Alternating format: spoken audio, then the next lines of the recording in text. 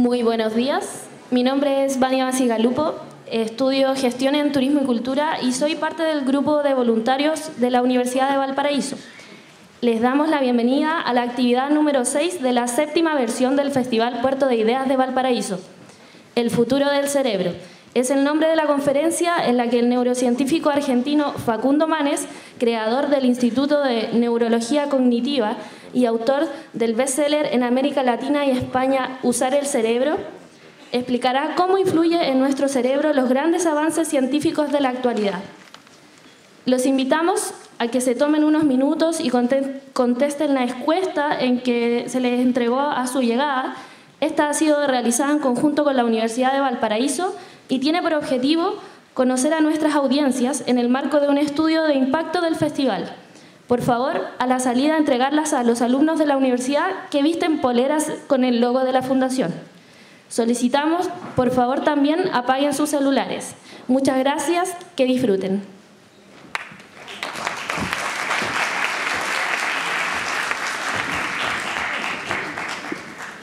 Buenas, muchas gracias por su tiempo y su interés en el cerebro, en las neurociencias.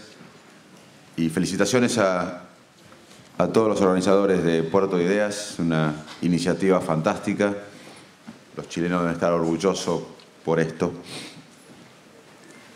Voy a hablar sobre el futuro del cerebro. El cerebro es el órgano más complejo del universo. Nuestra área de estudio es las neurociencias. Las neurociencias es una rama de la ciencia que estudia con el método científico el sistema nervioso. Las neurociencias cognitivas, que es mi especialidad, es un área de las neurociencias que estudia los procesos cerebrales, como la toma de decisión humana, la memoria, la creatividad, el lenguaje, el cerebro social, la intuición. No es un área reduccionista. Las neurociencias cognitivas estudian el cerebro humano desde lo molecular, desde circuitos, hasta cómo el entorno, el ambiente, la sociedad impacta en nuestros esquemas mentales. Nosotros desde que somos niños, crecemos y nuestro cerebro es una máquina de aprender. Y nuestra historia personal, lo que nos pasa, dónde vivimos, nuestros vecinos, nuestro país, nuestra ciudad, las historias compartidas, los diarios que leemos, los programas de televisión que vemos, las experiencias de la familia, van creando esquemas mentales que nos permiten luego vivir en forma automática. No podríamos evaluar racionalmente todas las opciones de la vida. Nosotros vivimos tomando decisiones y no tenemos recursos cognitivos como para evaluar racionalmente, lógicamente y analíticamente cada decisión. Por eso estos esquemas mentales que vamos construyendo en nuestra vida nos permiten decidir automáticamente, basado en emociones previas, en experiencias previas, en aprendizajes previos. A veces somos racionales, lógicos, deliberados. O sea que la neurociencia cognitiva estudia desde lo molecular hasta cómo el entorno y el ambiente y la gente que nos rodea influye en nuestro cerebro. No es reduccionista y tampoco es reduccionista en cuanto a las profesiones que hoy investigan el cerebro o trabajan en la neurociencia cognitiva. En nuestros laboratorios en Buenos Aires hay físicos, hay matemáticos, hay filósofos, hay neurólogos expertos en Alzheimer, neurólogos expertos en Parkinson, neuropsicólogos, neurocirujanos, psiquiatras expertos en depresión, en ansiedad, en autismo.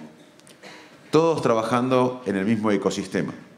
O sea que las neurociencias cognitivas estudian el cerebro, repito, desde lo molecular, desde los circuitos hasta el entorno, en diferentes niveles, y también es multidisciplinaria.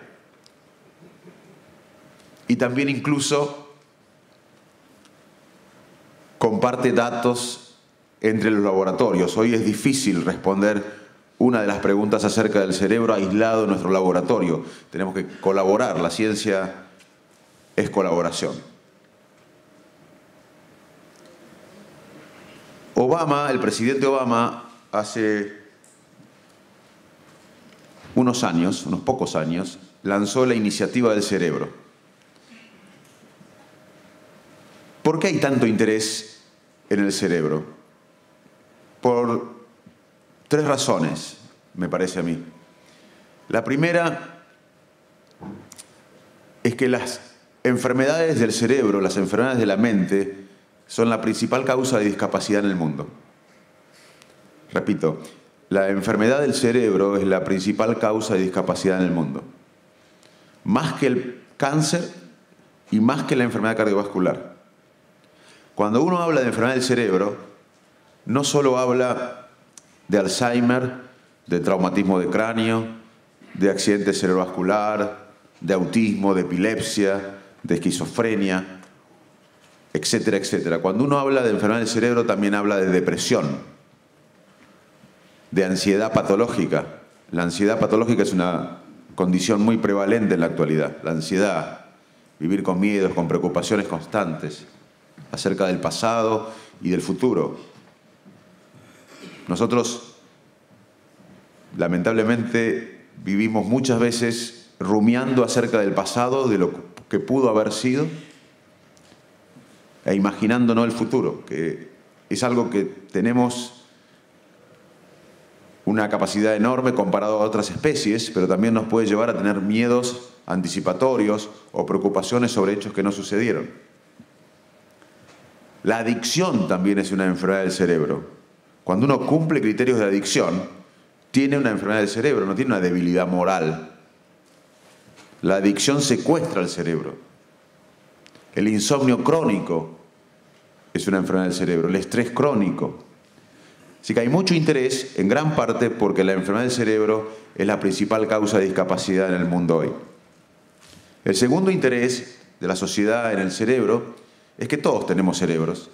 Y a cualquiera le interesa, o a la mayoría le interesa, por lo menos una hora, saber lo que sabe la ciencia y lo que no sabe la ciencia acerca de cómo decidimos, de cómo pensamos, de cómo imaginamos, de cómo creamos, de cómo memorizamos, de cómo hablamos, de cómo percibimos el mundo. Porque nosotros creamos el mundo. El cerebro crea la realidad. Y el tercer aspecto por lo cual hay interés en el cerebro tiene que ver con esta charla, que es los dilemas éticos y morales que los avances de la neurociencia están generando.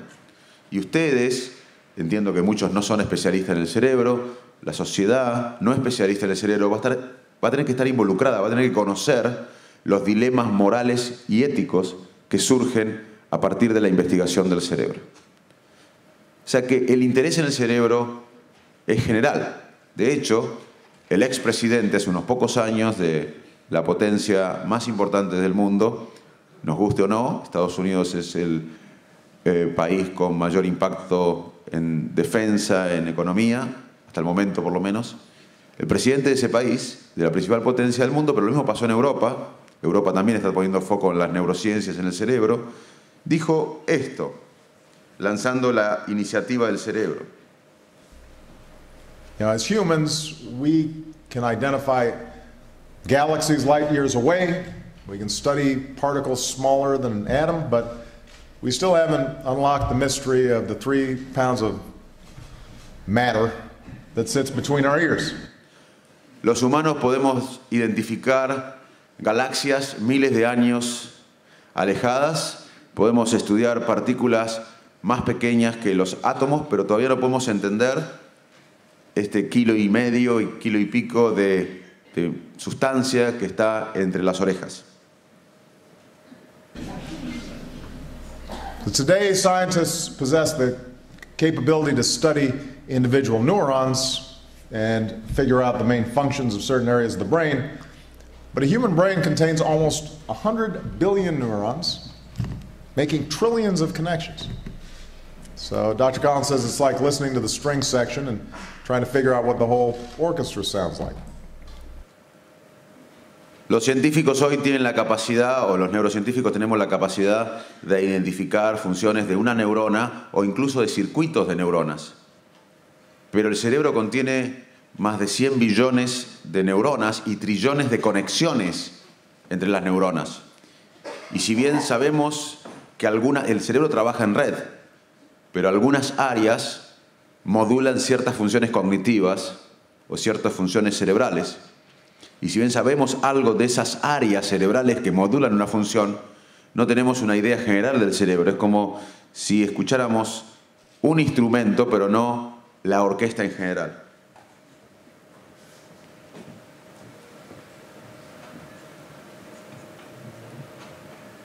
Matter that sits possess the figure out the main functions of certain areas of the brain, billion neurons. So Dr. Collins says it's like listening to the string section and trying to figure out what the whole orchestra sounds like. So as a result, we're still unable to cure diseases like Alzheimer's or autism or fully reverse the effects of a stroke. And the most powerful computer in the world isn't nearly as intuitive as the one we're born with. So there's this enormous mystery waiting to be unlocked. And the BRAIN Initiative will change that by giving scientists the tools they need to get a dynamic picture of the brain in action and better understand how we think and how we learn and how we remember. And that knowledge will be transformative. Lo que nos falta conocer acerca del cerebro impide, por ejemplo, detectar a tiempo la enfermedad de Alzheimer. Hoy sabemos que los cambios en el cerebro en la enfermedad de Alzheimer se producen décadas antes de los primeros síntomas de la enfermedad de Alzheimer. O revertir las consecuencias de un accidente cerebrovascular. Obama también decía correctamente, que es tema para el próximo Puerto de Ideas, que la computadora más compleja en la actualidad no es ni de cerca lo intuitiva que somos los seres humanos. ¿Y por qué es tema para el próximo Puerto de Ideas? Porque hay un debate si la inteligencia artificial va a superar a la inteligencia humana. Pero estoy escribiendo un artículo, próximamente lo voy a publicar sobre ese tema desde el punto de vista científico, porque hay muchos que anuncian que en décadas la inteligencia artificial va a superar a la humana. Yo soy bastante escéptico, pero coincidiendo con Obama, o con quien le ayudó científicamente a Obama a dar este discurso, remarcaba que la intuición que tenemos los seres humanos, el sentido común, va a ser irreemplazable por una computadora. Y él finalizaba este discurso diciendo que la iniciativa americana del cerebro, lo mismo pasó en Europa, en Japón, las grandes potencias están interesadas en entender el cerebro. Estas iniciativas, que requieren mucho dinero, va a ayudar a entender quiénes somos, cómo pensamos, cómo aprendemos. Y esta información nos transformará. Esto en realidad no es el futuro del cerebro, este es el presente. Parece ciencia ficción, pero esto que le voy a mostrar ya ocurre. Esta mujer tiene una enfermedad en la parte posterior del cerebro, el cerebelo, el tronco encefálico, y cognitivamente, más allá que tiene más de una década con esta condición que le produjo cuadriplegia, una inmovilidad de los miembros superiores e inferiores. La mujer no puede mover sus miembros. Sin embargo, sus procesos de pensamientos, sus procesos cognitivos están preservados. Y lo que ustedes ven acá es una grilla de electrodos que está sobre la corteza cerebral. Durante estos años de enfermedad, de cuadriplegia, la mujer mantuvo sus funciones cognitivas y puede pensar y planificar actos motores, pero no puede cumplirlos porque tiene cuadriplegia, tiene inmovilidad de sus miembros. Con estos electrodos implantados en la corteza cerebral, esta mujer pensó, quiero agarrar el chocolate que está en la mesa enfrente mío. Ese pensamiento específico y no otro pensamiento. Otro pensamiento podría haber sido, qué buen mozo es el doctor que está al lado mío, o tengo ganas de ir al baño, Pero el pensamiento específico, quiero agarrar el chocolate que está enfrente mío, produjo un patrón de actividad neuronal con oscilaciones específicas que fue detectado, el pensamiento fue detectado por esta grilla de electrodos en la corteza cerebral. A su vez, esa grilla de electrodos estaba conectada a una computadora con un software específico que decodificó el pensamiento y por la fuerza de su pensamiento activó este brazo robótico que agarró el chocolate y lo llevó a la boca después de 10 años. Esto no es futuro del cerebro, esto pasa hoy. Se pueden detectar ciertos pensamientos y decodificarlos para manejar brazos robóticos, en este caso. Esta es otra paciente con también un problema neurológico similar. Y ustedes van a ver que este brazo robótico, este es un video que les voy a mostrar, este brazo robótico, la mujer cognitivamente está intacta, pero no puede mover sus miembros superiores e inferiores, tiene cuadriplegia, tiene la grilla de electrodos acá. La mujer va a pensar, quiero mover esta bola para acá, para acá, para acá. Específicamente, los electrodos van a detectar la actividad eléctrica, las oscilaciones eléctricas que produce ese pensamiento específico y no otro. Una computadora va a decodificar esto que va a activar el brazo robótico. Todo lo que van a ver de este brazo robótico es activado por la fuerza del pensamiento de esta mujer. Or a robotic arm, simply by thinking about the movement of their own paralyzed hand. And they did that using the investigational BrainGate neural interface system. So they thought about using their own arm and hand as though they were reaching out themselves with their own limb, and the robotic arm moved much the way their own arm would have moved. One of the long-standing questions, not only in neuroscience but in neurorehabilitation, is la actividad eléctrica que produce el pensamiento. Y hay mucha neurociencia, mucha investigación acá, porque sabemos que un pensamiento produce una actividad eléctrica determinada y no otra, y se puede detectar y decodificar.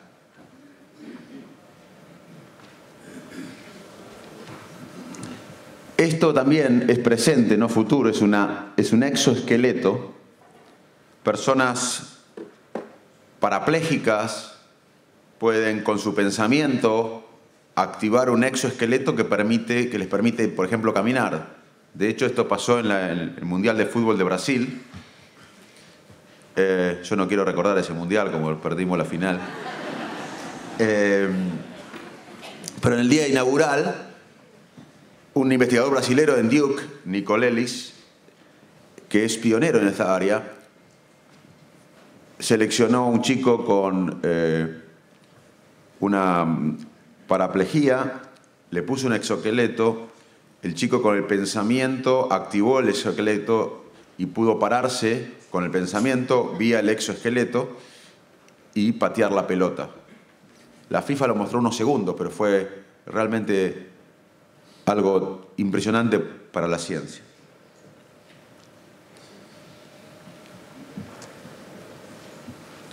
Estas dos personas no tienen daño neurológico. Esta persona está en un cuarto y esta persona está en otro cuarto. Pero pueden estar en diferentes continentes. Esta persona puede estar en Santiago o en Valparaíso y esta persona puede estar en París. Imaginen que esta persona está en Valparaíso y esta persona está en París. Acá están en cuartos separados de la misma universidad. Esta persona tiene un gorrito, como si fuera uno que usamos para nadar, con electrodos que registran su actividad cerebral mientras piensa. Esta persona tiene otro casquito, otro gorrito, y acá arriba tiene una máquina que se llama estimulación magnética transcraniana, que activa la corteza motora. Y tiene el dedo arriba del teclado, sobre todo arriba de la tecla de espacio. Pero no está pensando en lo que piensa él. Él está pensando cómo disparar una bomba en un videogame, en un juego donde hay submarinos y donde tiene que disparar bombas para atacar al submarino. Él está jugando a un videogame, pero él no está pensando ni viendo el videogame, solamente está pensando en otra cosa, pero tiene esta máquina acá que activa la corteza motora, a su vez la corteza motora específica que activa el dedo, el brazo y el dedo, justo arriba del espacio de la tecla espacio.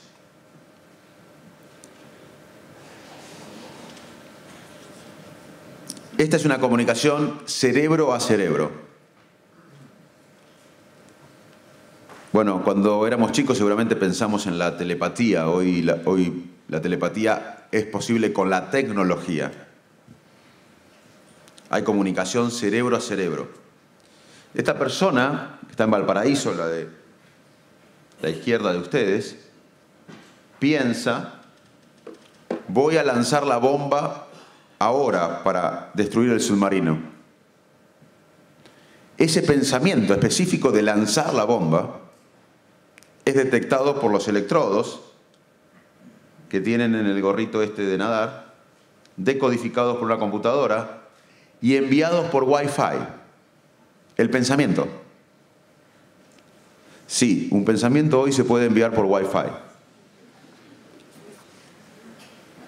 a la otra habitación en esta universidad, pero puede estar en París, de Valparaíso a París. Ese pensamiento viaja por Wi-Fi y activa esta máquina que está arriba de la cabeza de esta persona, que se llama estimulación magnética transcraniana, que activa la corteza motora, y esta persona, cuando llega el pensamiento que es lanzar la bomba, que pensó él sin pensar en esto va a apretar el botón para lanzar la bomba. Vamos a ver el video. Van a ver que los investigadores festejan en dos momentos.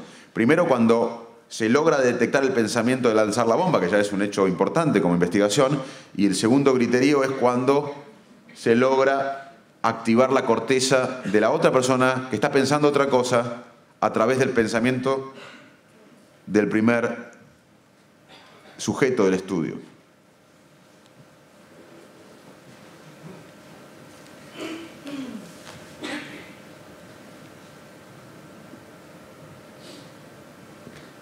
Ahora va a haber un esquema de un poco lo que yo le expliqué. Están los electrodos, cómo se detecta la actividad. Acá se ve internet.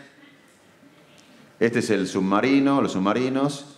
Y ahora van a ver cómo este señor decide, el primer sujeto del estudio decide cuándo lanzar la bomba. Este es el juego, acá está el submarino. Esto es teóricamente el cañón o la bomba. Y tiene que decir cuándo lanzarla. Con el pensamiento, es todo con el pensamiento.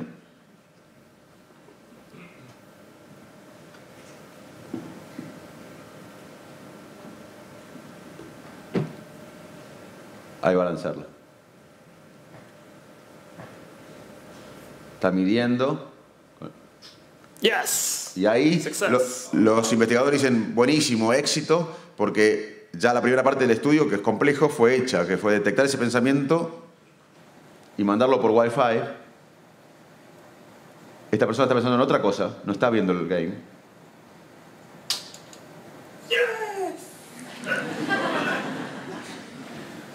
Bueno, esto es presente, no es futuro. Hoy también, con una tecnología sofisticada y específica, la neurociencia puede explorar los pensamientos y las imágenes que uno soñó.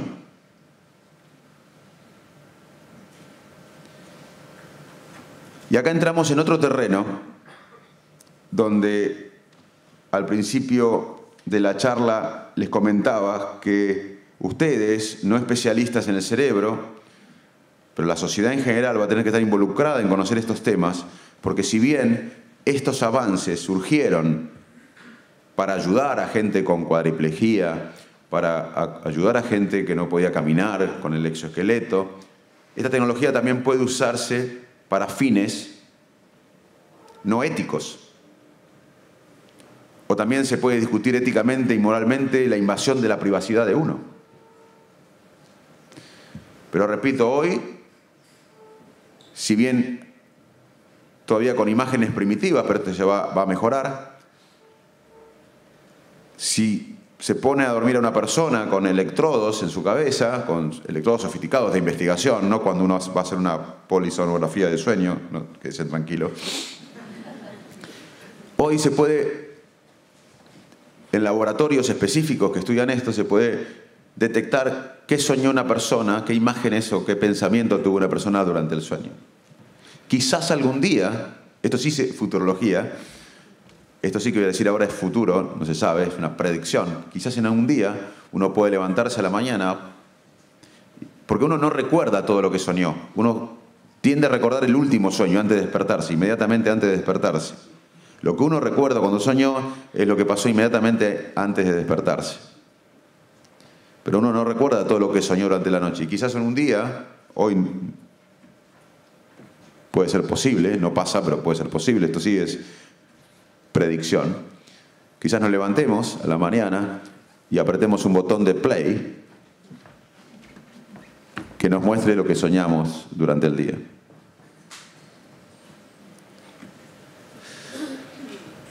Esto se hizo ya, se puso a pilotos de aviones con experiencia en aterrizar aviones y gente como yo que no tiene experiencia en aterrizar aviones. La gente como yo seguía pasos determinados y los expertos obviamente no seguían los pasos determinados porque lo conocían, pero no movían ni los expertos ni los no expertos los brazos, ni nada físico, sino con la fuerza de los pensamientos que eran registrados por electrodos y decodificados, se podía aterrizar el avión en simuladores de vuelo, obviamente, exitosamente. Quizás esto va a tener un impacto tremendo en la industria aeronáutica en el futuro, que se pueden aterrizar los aviones con la fuerza de los pensamientos. Lo que ha hecho la especie humana, básicamente, nuestra especie lo que ha hecho es sobrevivir. En miles de años de evolución, lo que hemos hecho fundamentalmente, hemos hecho muchas cosas, pero fundamentalmente, y hacemos, es detectar el peligro, huir del peligro y buscar el placer. Si uno debería resumir nuestra conducta es esa, detectar peligro para sobrevivir y buscar el placer. Yo les dije que el cerebro trabaja en red. Sin embargo, como es tan importante sobrevivir para nosotros, el reconocimiento de las caras activa un área específica, bastante bien conocida, que es el área occipitotemporal. Sobre todo un área fusiforme. Digo esto porque no todo el cerebro, como se creía antes, tiene una relación, un área, una función. El cerebro trabaja en red y subredes. Pero obviamente que para ciertas funciones cognitivas hay circuitos que son más preponderantes o necesarios. Para detectar una cara hay un circuito específico, se llama occipito temporal. Porque una cara puede darnos información automáticamente, porque uno tiene impresiones de las caras antes que la persona sea consciente. El cerebro detecta el significado de las caras antes que seamos conscientes. Por ejemplo, una cara puede significar a un amigo, un enemigo, un adversario, un socio, una pareja. Y eso lo hacemos en menos de un parpadeo. Antes que seamos conscientes, reconocemos una cara y le damos significado, positivo o negativo. Porque es necesario sobrevivir, antes que nada. Entonces, cuando vemos una cara, se activa un circuito específico. Si yo veo la cara de ella, se activa este circuito, el circuito occipitotemporal. Y si veo la cara de él, también se activa ese circuito, pero con diferente actividad eléctrica, porque la cara de ella tiene rasgos faciales diferentes a la cara de él. O sea que aunque se active el mismo circuito, se activa el mismo circuito con una actividad eléctrica diferente. Si estoy en el laboratorio y mientras miro la cara de ella y la cara de él, que se activa este circuito occipitotemporal, pero de diferente manera, mis colaboradores en nuestro laboratorio registran la actividad eléctrica de mi cerebro cuando veo ambas caras, una por vez. Registran como si fuera un electroencefalograma mi actividad eléctrica cuando veo su cara y cuando veo la de él. La guardan y se la envían por mail, un adjunto, dos adjuntos, la actividad eléctrica cuando vi la cara de ella y la actividad eléctrica cuando vi la cara de él, a un investigador que está en Wisconsin, que trabaja en esto, o en Nueva York, que trabaja en este tema, que nunca vio la cara de él, ni nunca vio la cara de ella, el investigador de Estados Unidos, que trabaja en este tema. El investigador abre el mail, cliquea en un adjunto, lo abre, y con tecnología específica va a poder reconstruir la cara de ella y la cara de él, sin haberlas visto nunca. Hoy las neuroimágenes modernas permiten a investigadores reconstruir imágenes de caras que nunca ha visto antes esa persona. Esta es una revista que no tiene nada que ver con la ciencia, es Foreign Policy, política exterior. Y fíjense el título: Bienvenido a las neuroguerras. Es un tema ético importante, porque todas estas investigaciones tenían el motor, o tienen el motor de mucha gente, muchos laboratorios del mundo, investigadores, de ayudar a personas que sufren con problemas de movilidad, con traumatismo de cráneo, con accidente cerebrovascular, etcétera, etcétera. Pero ¿qué pasa si esta información, esta tecnología moderna, estos avances de la ciencia del cerebro, se usan, por ejemplo, para objetivos militares? Uno quizás en el futuro no puede descartar, no podría descartar con esta información, no se usa hoy, creo, pero no podría descartar que en el futuro las guerras o los departamentos de defensa de los países, sobre todo más poderosos, usen esta tecnología o las neurociencias para hackear la mente del adversario, para borrar memorias, para acelerar aprendizajes. No está pasando esto hoy, pero ya hay algunos intereses para que esto pase. Y la sociedad, nosotros, vamos a tener que resolver y presionar, como hoy luchamos por el cambio climático, por el buen uso de esta tecnología. Porque los neurocientíficos, los investigadores, no van a poder resolver los dilemas morales y éticos que este avance genera. Va a tener que ser la sociedad que esté alerta a estos temas, que conozca estos temas, que aplauda el uso de estos temas para ayudar a gente que sufra, pero que esté alerta para el uso de esta información, por ejemplo, en estrategia militar.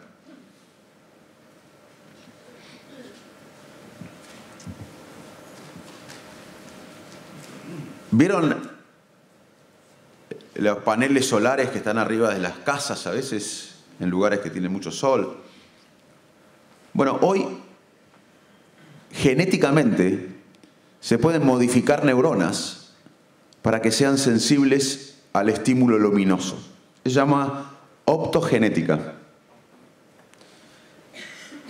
La optogenética es la combinación de métodos genéticos y ópticos para controlar eventos específicos en ciertas células de tejidos vivos, incluso de mamíferos y otros animales, con la precisión temporal necesaria. La razón de este control es tan rápido y preciso que responde al uso de la luz.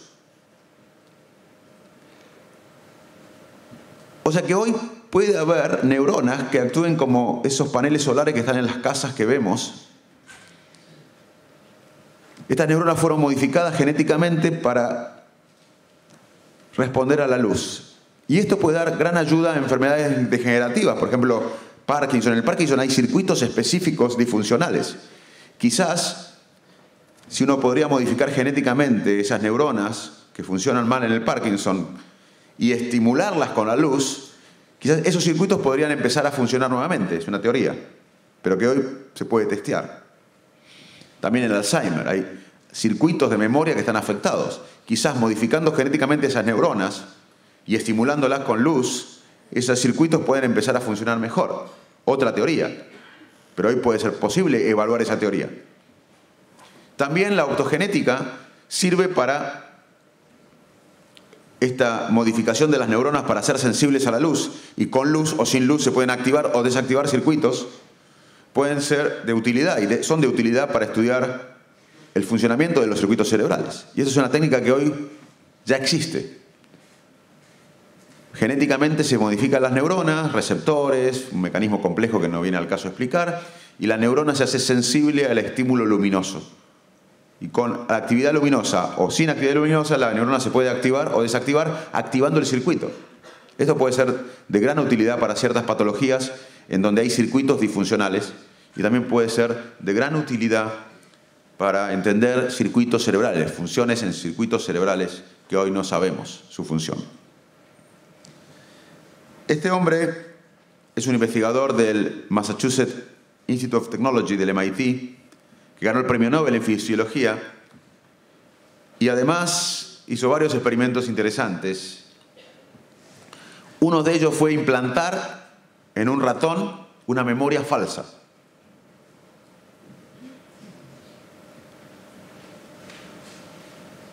Se puso un ratón en una jaulita y se daba un shock eléctrico. Todo esto regulado por el Comité de Ética del hospital. Y se registraba, el hipocampo es un área en cada hemisferio, en la base de cada hemisferio, que consolida la memoria. Se registraba la actividad eléctrica del hipocampo con qué neuronas en el hipocampo eran activas con ese shock eléctrico. Después se ponía al ratón en otra jaula,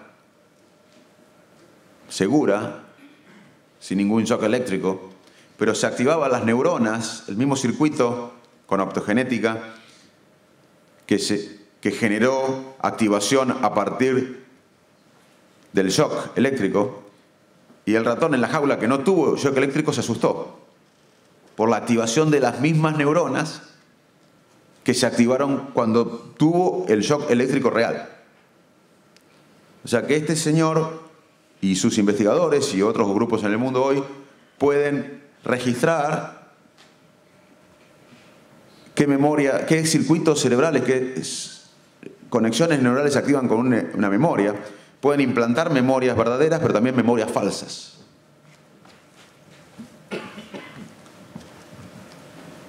Tenemos 7 minutos y medio. Quiero contarles que quizás en el futuro podemos tener otros sentidos.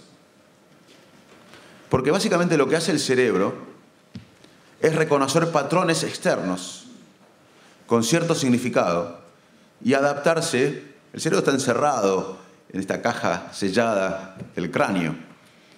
No está conectado, sino a través del gusto, del tacto, de la audición, de la visión. Y el cerebro lo que hace básicamente es reconocer desde el exterior patrones de información con ciertos significados. De hecho, muchos pensaban que el implante coclear no iba a funcionar. Sin embargo, y de hecho, el cerebro tuvo que adaptarse a interpretar las señales que venían de los implantes cocleares. Pero hoy funcionan, lo mismo que los implantes de retina, para ver. Y quizás, como muestra este video, en el futuro podemos adicionar otros sentidos. Este es un chaleco en el torso que registra vibraciones con cierto significado, y personas que empiezan no entendiendo nada, luego empiezan a decodificar si las vibraciones significan una palabra o no. Obviamente que el que genera estas vibraciones les da significado a las vibraciones, y la persona que recibe las vibraciones con el chaleco no sabe nada, pero con el tiempo va registrando las vibraciones y el significado de las vibraciones y puede interpretar palabras. Esto es muy importante para sordos que no quieran tener procedimientos invasivos, por ejemplo. Voy a mostrarles este video.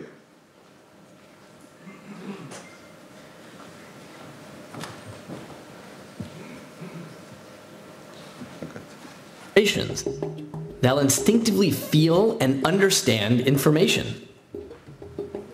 This is the alien language game. So you're going to feel a word presented to you as a pattern of vibration on your torso. Through time, you're going to get better and better at this as your brain starts. Le explica que va a sentir vibraciones en el torso y luego va a empezar con el tiempo a entender qué significa cada vibración. Figure out what the language of the vest is. I can feel the vibrations on my body. It makes no sense to me. They're just random. I'm aware that maybe one's in the left shoulder, Empiezo a sentir vibraciones, pero no tengo idea qué significan.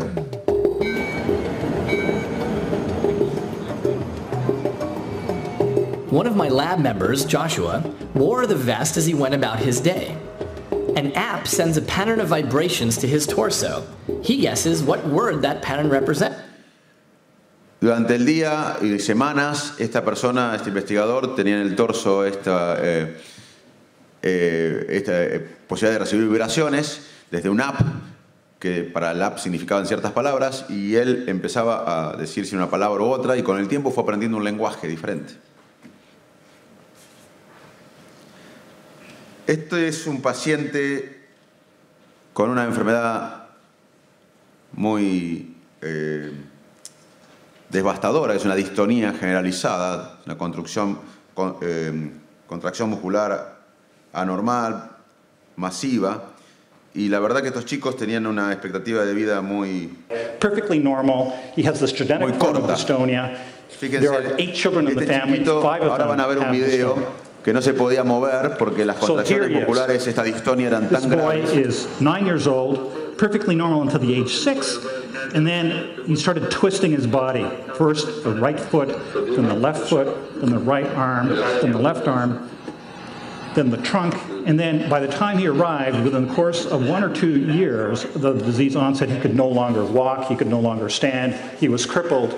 And indeed, the natural progression as this gets worse is for them to become progressively twisted, progressively disabled, and many of these children do not survive. So he is one of 5 kids. The only way he could get around was crawling on his belly like this. Y repito, la expectativa de He did vida not era respond corta. to any drugs. We did not know what to do with this boy. We did not know what operation El que to habla do. es Andrés Lozano, un neurocirujano que But on the trabaja en basis Canadá, of our results que in hace este tipo de Parkinson's disease, we investigaciones. reasoned, why don't we try to suppress the same area in the brain that we suppress in Parkinson's disease, and let's see what happens. So here he was. We operated on him, hoping that he would get better. We did not know. Le suprimieron las áreas So here he cerebrales is now, que se suprimen back en el in Parkinson. Israel, where he lives, 3 months after the procedure, and here he is. Y fíjate.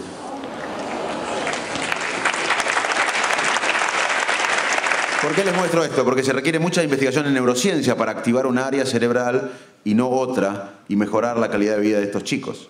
O sea que detrás de estas investigaciones siempre hay investigadores, héroes anónimos, para la sociedad en general, que ponen mucho de su vida o su vida en estos temas. El tema es qué hacemos con estos datos que se pueden usar para otros fines. Esta es una paciente, cuando yo vivía en Inglaterra, que estaba en estado vegetativo. Estado vegetativo es diferente al coma. Coma es cuando alguien está con los ojos cerrados y no está conectado. El estado vegetativo está despierto, pero tampoco está conectado. Y el estado de conciencia mínimo es parecido al vegetativo clínicamente, pero se diferencia que a veces la persona tiene respuestas voluntarias. En el estado de vegetativo, uno le dice al paciente, saca la lengua, el paciente nunca saca la lengua. Y si lo saca es algo reflejo, que la familia interpreta siempre como algo voluntario, pero lamentablemente no es. En el estado de conciencia mínima, de 10 veces que le decimos sacar la lengua, 2 veces saca la lengua voluntariamente. Pero es difícil de distinguir clínicamente. Esta es una paciente con estado vegetativo que la familia decía, en Cambridge, en Inglaterra, decía, cuando Va alguien de la familia, ella tiene alguna respuesta diferente y bueno, no sabíamos qué responderle. David Menon, el jefe de anestesia, Adrian Owen, un neurocientífico y colega mío allá, pusieron esta persona en una neuroimagen en ese momento y le mostraron la foto del marido con el hijo, el hijo y la misma foto pixelada. Y cuando alguien que no tiene daño neurológico, como les conté, ve una cara, se activa el área occipitotemporal. Y cuando esta persona que estaba en estado vegetativo, esta paciente, veía la foto del hijo y del marido, activaba el área donde la gente sin lesión cerebral ve caras familiares o se activa cuando ve caras familiares. O sea que la nueva tecnología está permitiendo acceder al cerebro de personas con estado vegetativo que no se pueden expresar. Este es un experimento que hicimos en Buenos Aires con un chico en estado de conciencia mínimo. La madre también nos decía, cuando voy yo, él reacciona diferente, nosotros no sabemos qué responder.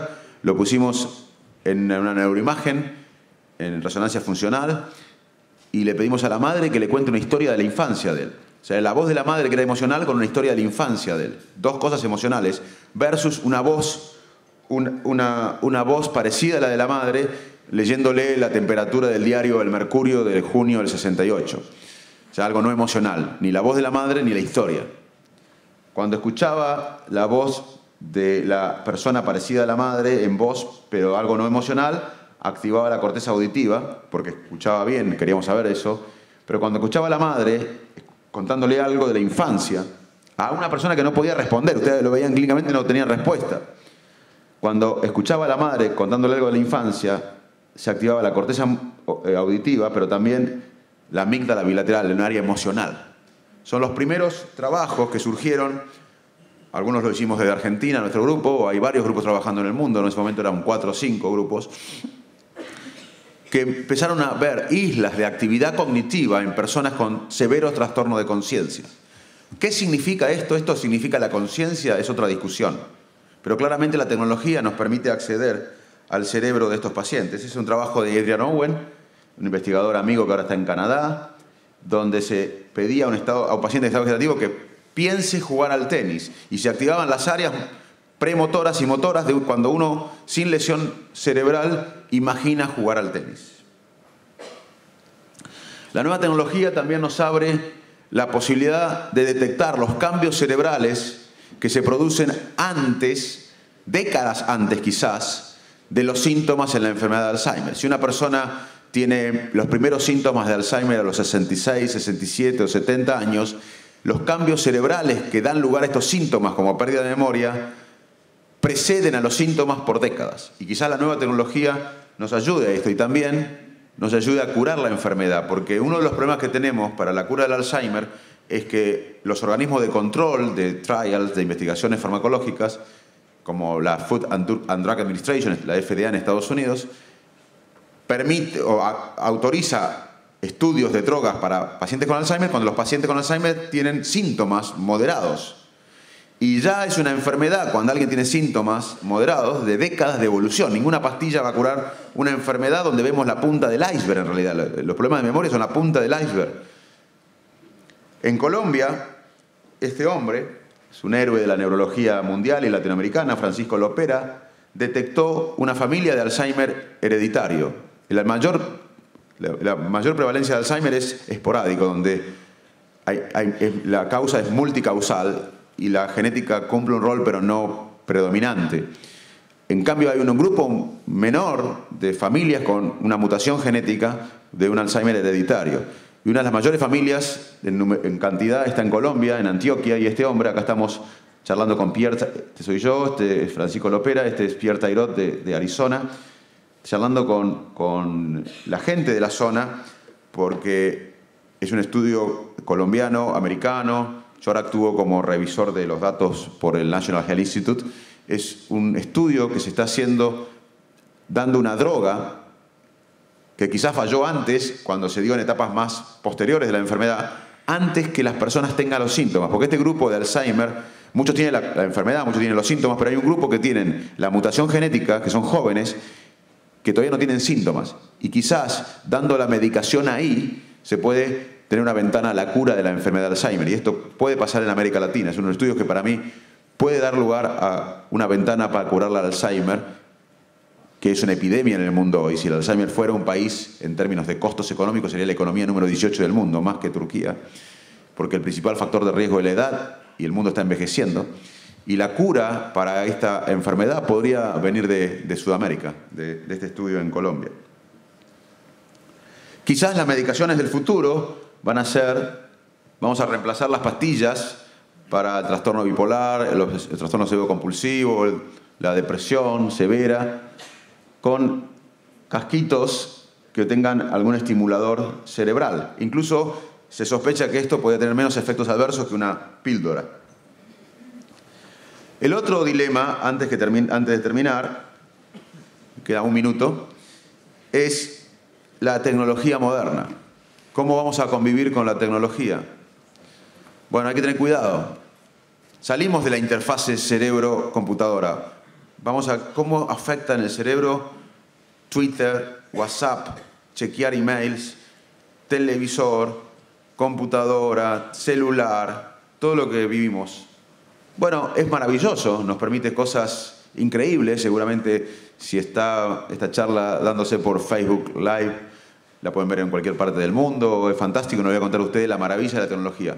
Pero muchas veces nos quita el bienestar este uso masivo de la tecnología. Porque lo que nos da bienestar a los seres humanos es concentrarnos en el presente. Vivimos pensando en la próxima tarea o rumiando acerca del pasado. Y nos perdemos el presente. Por eso una técnica de meditación como mindfulness es tan prevalente hoy para el bienestar general, incluso para ayudar a la terapia tradicional en ciertas condiciones médicas, como el dolor, la ansiedad, el estrés. El mindfulness es concentrarse en el presente sin juzgar. Un cerebro atento es un cerebro feliz. Sin embargo, este tipo de multitarea permanente que hacemos nos genera más estrés, nos genera más ansiedad, sobre todo las personas que tienen una predisposición a la ansiedad o la compulsión, genera más compulsión y más ansiedad, y nos baja el rendimiento. Mandar un texto mientras manejamos tiene la misma incidencia de chocar que manejar levemente alcoholizado. Sin embargo, nos sentimos más productivos contestando un WhatsApp, yendo al mail, nos estresamos más, tenemos más ansiedad y rendimos menos. Así que otro debate del futuro y del presente es cómo la tecnología afecta a nuestro cerebro. Si bien es maravillosa, hay que tener cuidado. Hay que tratar de concentrarse en el presente. Las cosas que nos da bienestar no tienen mucho que ver con la tecnología. Tiene que ver con los lazos humanos. ¿Por qué? Porque nosotros somos seres sociales. Muchos investigadores piensan que la complejidad de vivir en grupos nos permitió a los humanos diferenciarnos de otras especies. Aunque todas las especies necesitan vivir en grupos. Y se manejan en grupos. Y esto es muy importante porque cuando vamos al médico no nos preguntan si estamos solos. Yo soy médico y no pregunto, lamentablemente. A veces ahora empiezo a preguntar, porque conozco los datos, si se siente solo. Pregunto por el colesterol, por la tensión arterial. Pero no le pregunto a la gente si se siente solo. En Estados Unidos un estudio mostró que alrededor de 40% de la gente en algún momento de la vida se siente crónicamente solo. Y sentirse solo crónicamente nos mata. Sentirnos solos crónicamente es un factor de mortalidad más importante que el alcoholismo y la obesidad. Sin embargo, los médicos no preguntan por la soledad. Necesitamos estar conectados, tener vínculos humanos, entender al otro, tener empatía. Empatía es un proceso cerebral que nos permite imaginar qué siente el otro e incluso sentir lo que siente el otro. Así que dejemos por un lado la tecnología y volvamos a la introspección, a la etapa de reflexión, a aburrirnos. Los chicos deben aburrirse. A estar conectados humanamente con los demás. Pero Aristóteles decía que somos más que la suma de nuestras partes. Y para bien o para mal, vamos a tener que incluir a la tecnología como una de nuestras partes. Muchas gracias.